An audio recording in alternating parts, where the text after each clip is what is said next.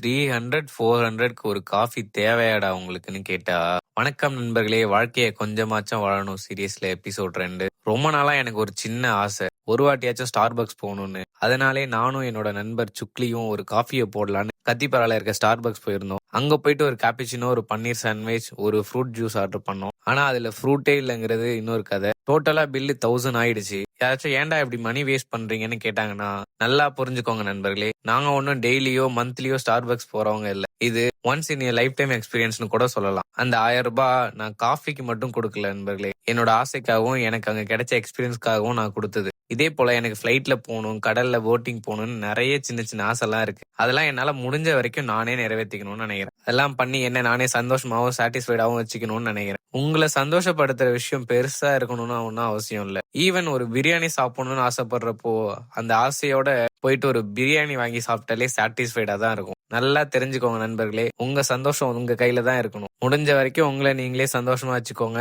Love your self more then anything நண்பர்களே. தெரிஞ்சுக்க புரிஞ்சுக்க கரெக்டா இருந்தா புரட்டா கரெக்டா